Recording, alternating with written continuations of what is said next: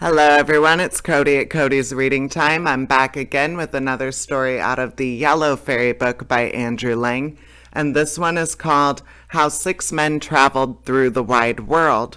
I hope you enjoy it, and if you do enjoy my narrations, please subscribe. I upload new stories every single day, and there will always be new ones to listen to.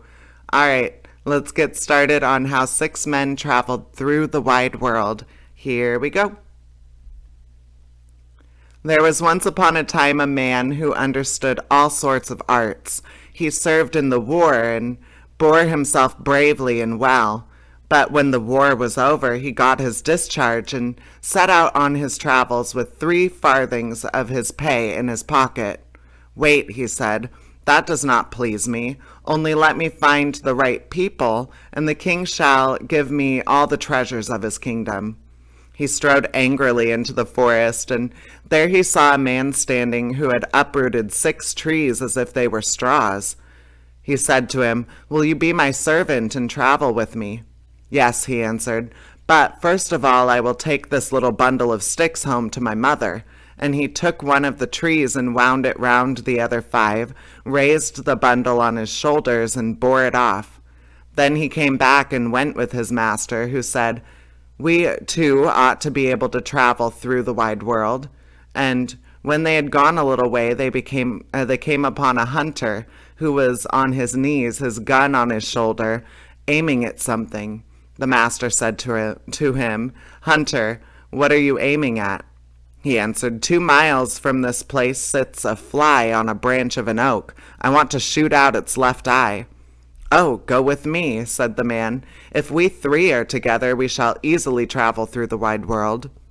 The hunter agreed and went with him, and they came to 7 windmills, whose sails were going round and round quite fast, and yet there was not a breath of wind, nor was a leaf moving.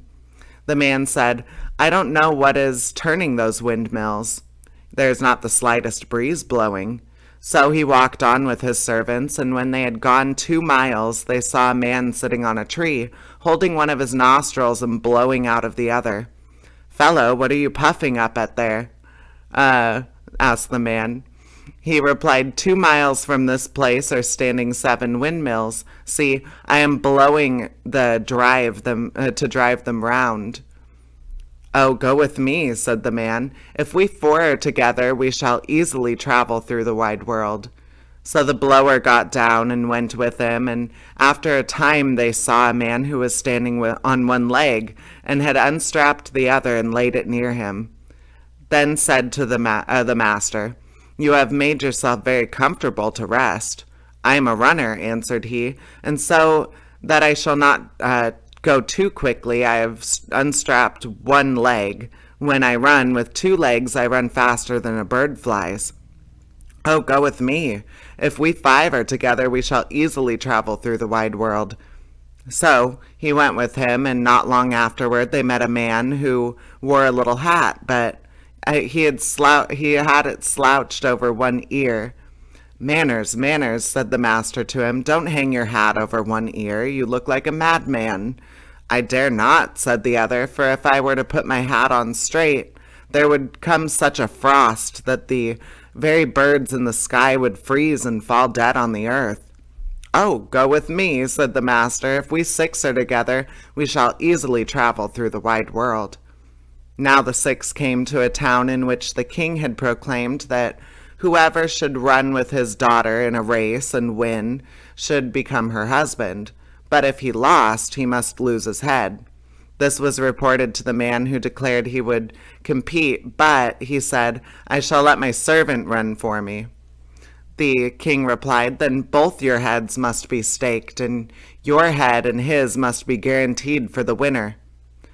When this was agreed upon and settled, the man strapped on the runner's other leg, saying to him, "Now be nimble and see that we can win."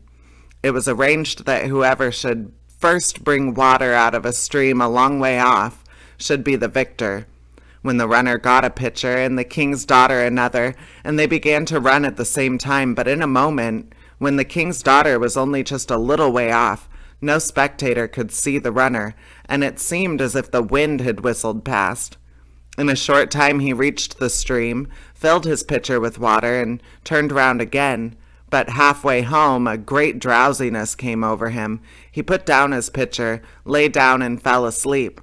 He had, however, put a horse's skull, which was lying on the ground, for his pillow, so that he should not be too comfortable and might soon wake up.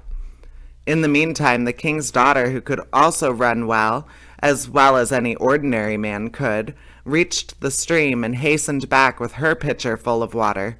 When she saw the runner lying there asleep, she was delighted and said, "My enemy is given into my hands." She emptied the pitcher and ran on.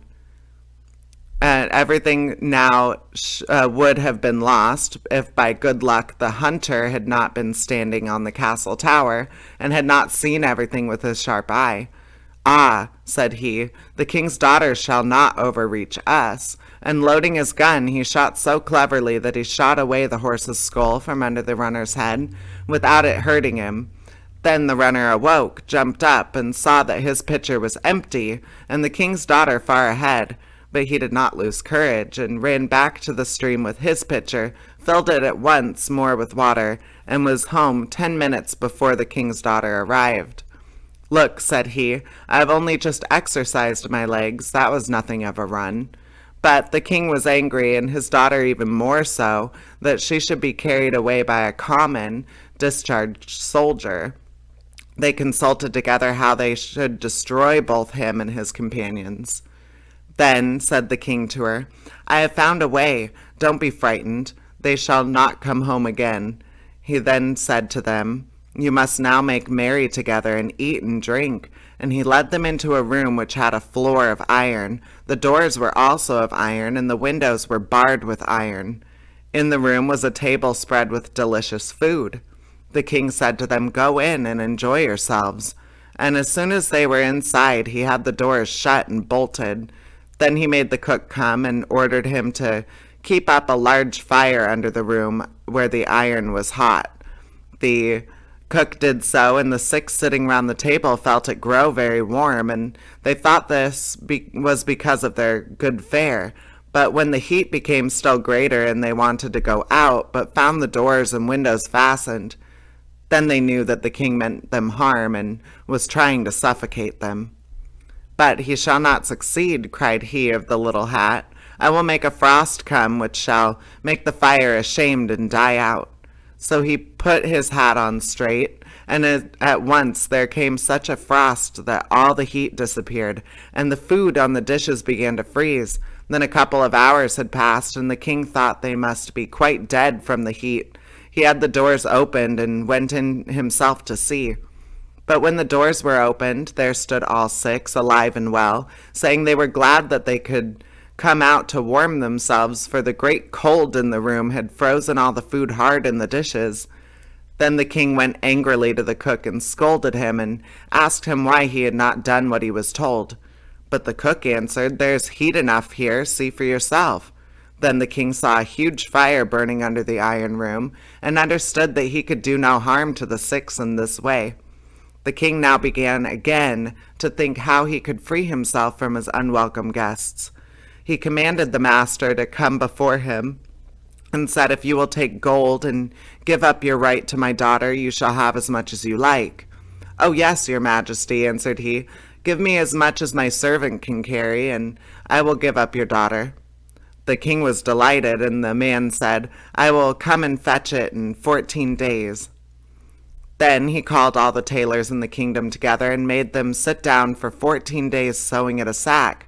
When it was finished, he made the strong man who had uprooted the trees take the sack on his shoulder and go with him to the king. Then the king said, "What a powerful fellow that is, carrying that bale of linen as large as a house on his shoulder." And then he was much frightened and thought, "What a lot of gold he will make away with."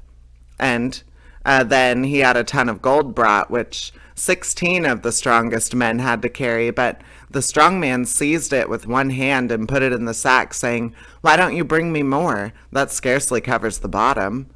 Then the king had to send again and again to fetch his treasures, which the strong man shoved into the sack, and the sack was only half full. "Bring more," he cried. "These crumbs don't fill it." So 7,000 wagons of the gold of the kingdom were driven up. These the strong man shoved into the sack, oxen and all. I will no longer be particular, he said, and will take what comes so that the sack shall be full. Then everything was put in there, and there was not yet enough. He said, I will make an end of this. It is easy to fasten a sack when it is not full. Then he threw it on his back and went with his companions. Now when the king saw how a single man was carrying away the wealth of the whole world, he was very angry, and made his cavalry mount and pursue the 6, and bring back the strong man with the sack. 2 regiments soon overtook them and called to him, You are prisoners. Lay down the sack of gold, or you shall be cut down. What do you say? Said the blower. We are prisoners? Before that you shall dance in the air. And he held one of his nostrils and blew with the other at the 2 regiments. They were separated and blown away in the blue sky over the mountains, one this way and the other that. A sergeant major cried for mercy, saying he had 9 wounds, and was a brave fellow, and did not deserve this disgrace. So the blower let him off, and he came down without hurt. Then he said to him, Now go home to the king, and say that if he sends any more cavalry, I will blow them all into the air. When the king received the message, he said, Let the fellows go, they are bewitched. Then the 6 brought the treasure home, shared it among themselves, and lived contentedly till the end of their days. And that is the end of that story. I hope you enjoyed it, and please subscribe. I upload new stories every single day. There will always be new ones to listen to. All right, take care, everybody. Bye-bye.